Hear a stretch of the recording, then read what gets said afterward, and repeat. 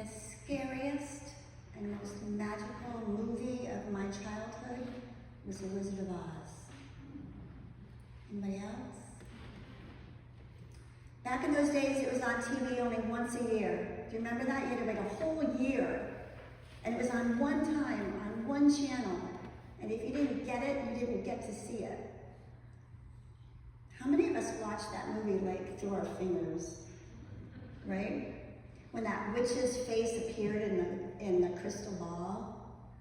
Or when the house picks up and twists around in a cyclone only to drop down on the feet and the feet shrivel up. Or when the monkeys start flying. How many of you can sing every song? Or do that dance step down the yellow brick road? And how many of you were shocked when Dorothy wakes up in her bed?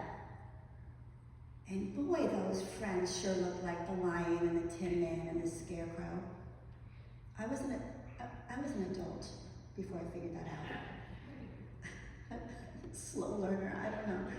I was still so traumatized by the monkeys, I don't think I even recognized anybody in that last scene.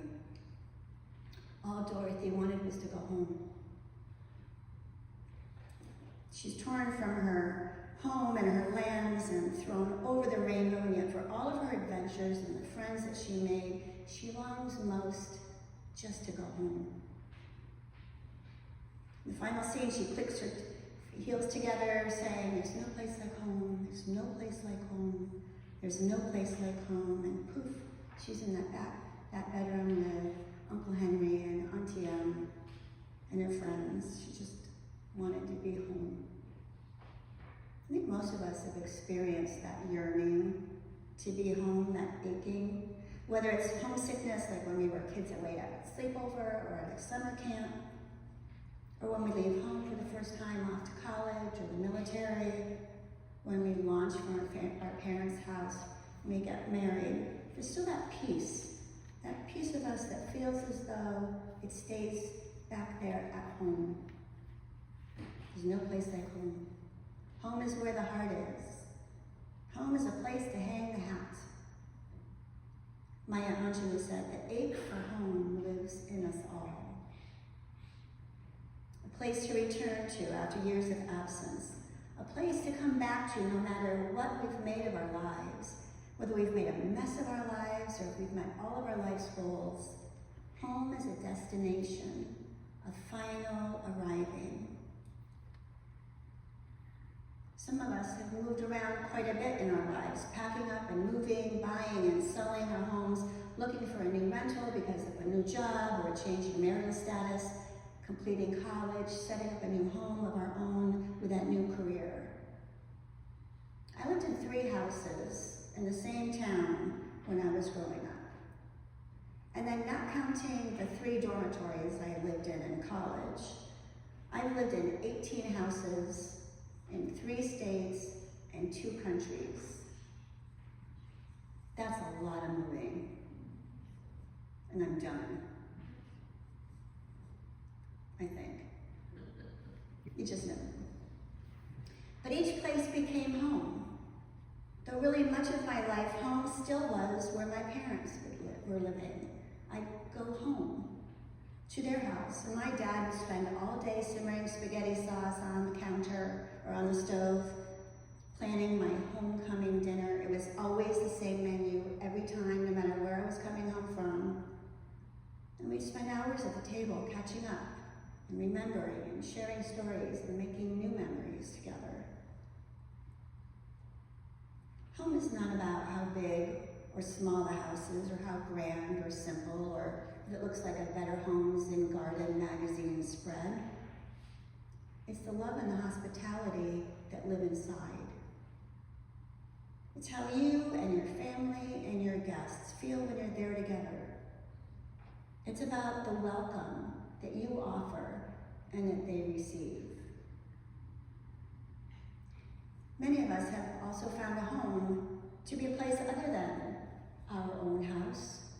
Whether it's a friend's house and their family has welcomed us and included us, or a group of people who have taken us in and embraced us, who become our other family. Or a place that goes where we feel comfortable and safe, and it becomes a home away from home. Many people have had to leave their home due to war or food shortages, violence, lack of employment, and have had to travel to other states and indeed other countries to create a new home where they can live and thrive. Our country was founded by people who left their home across the ocean in order to make a new home where they could worship as they chose. These United States of America have been a beacon of hope and home since the Pilgrims arrived.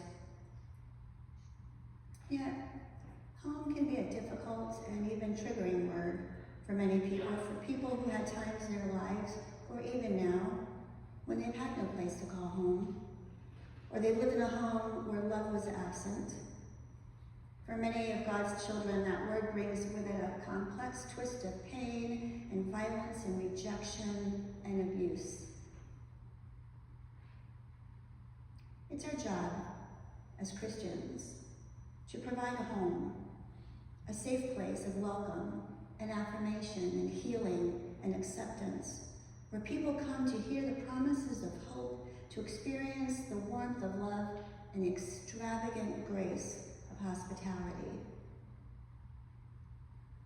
Our home as Christians is the church, established in the belief of Jesus, a man who was born in a stable, who never owned his own home, who left his family at about the age of 30, having trained and worked as a carpenter to begin his ministry and to travel from town to town with a group of people who left their home to follow him. This group of men and women who traveled with him didn't have baggage carriers, they didn't have rolling suitcases and valets, they didn't have porters to carry their bags and belongings. Think about, what did they have? Not much. Jesus and his disciples walked. They wore what they had. They slept outside, or they stayed in a friend's home. They ate what they caught or what was shared with them. They depended on the kindness of strangers and friends and villagers to welcome them into their home, to provide them with some food before they set off on their next stop.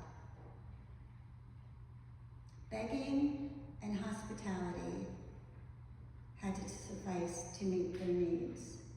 Think about that. Begging and hospitality.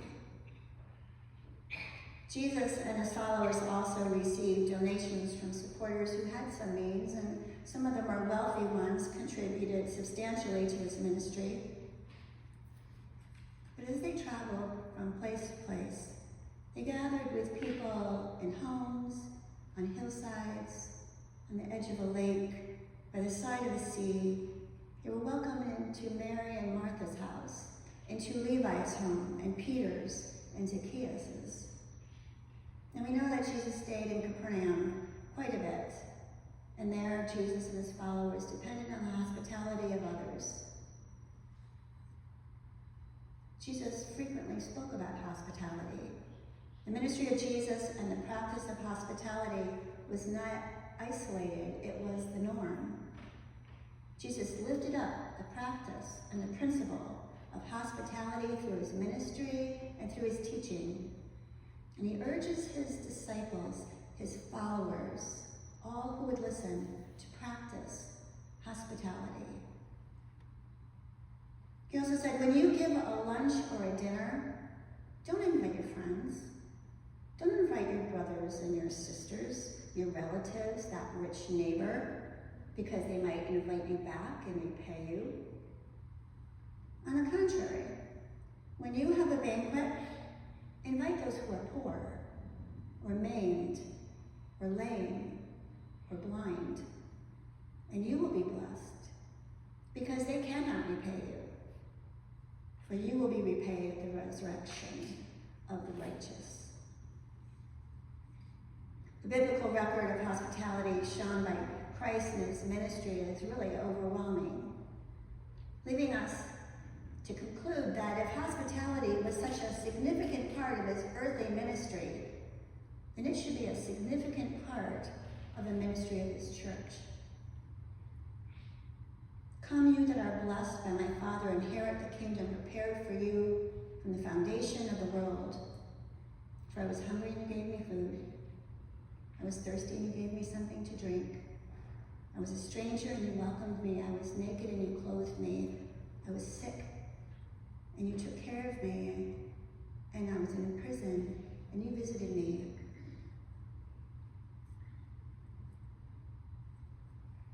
When was it? When was that we saw you hungry and gave you food, Jesus? When was that? When was it that you were naked and we gave you clothing? When was it that we took care of you when you were sick? When was it that you were thirsty and we gave you something to drink? When you do to the least of these, so you do for me. Jesus teaches us that showing kindness, providing hospitality to strangers is the same as giving kindness and hospitality to Jesus himself. If you want to see Christ in the world, we only have to look at our neighbors. We'll see the face of Christ in the faces of the people around us. And when we care for them, we're caring for Christ. That homeless person on the sidewalk. That person that stands at the corner of Stop and Shop with a sign that says, I have no money, I have 4 children. Can you help me?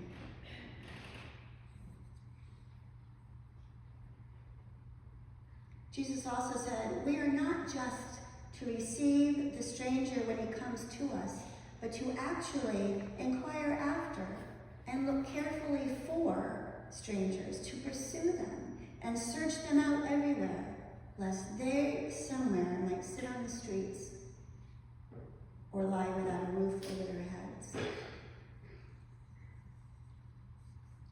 When Jesus was readying his disciples at the end of his days, he said, I am returning home to my Father. Please remember to love each other just as I showed you. Everyone will know that you're with me if you continue to love like I showed you. In our worlds and countries, present social and political and economic and security situations, we might possibly justify not welcoming the stranger out of safety. But as Christians, we cannot justify that. Lack of hospitality is central to Jesus' message for us. It's too easy to forget, I think, that we too were once strangers. We too were once the outsiders. We too were the foreigners. We too were the immigrants.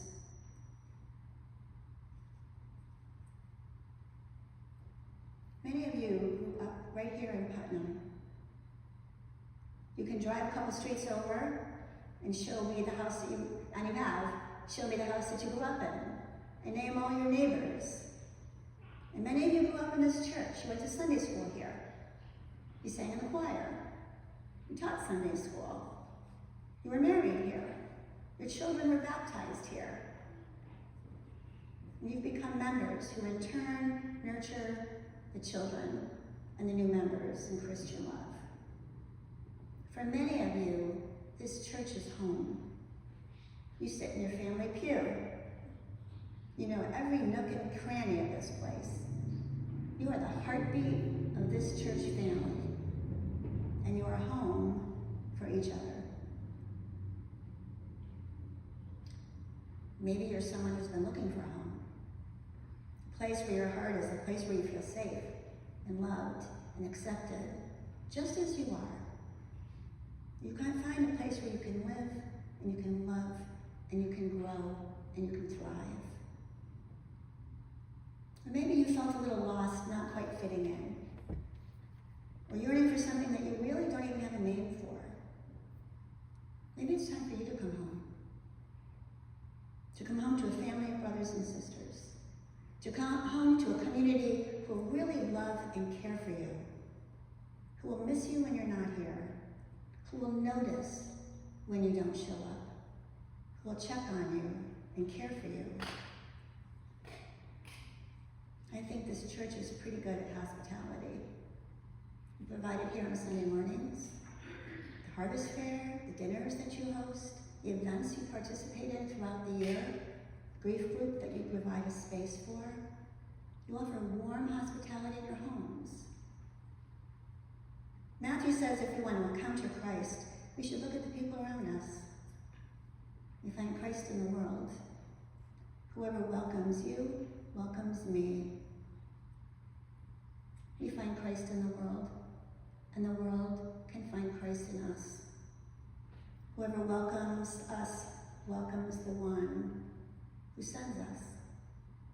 Whatever kindness and hospitality we receive, that same kindness and hospitality is given to Jesus. There's no place like home. Welcome home, my brothers and sisters. Welcome home, my friends, where you belong.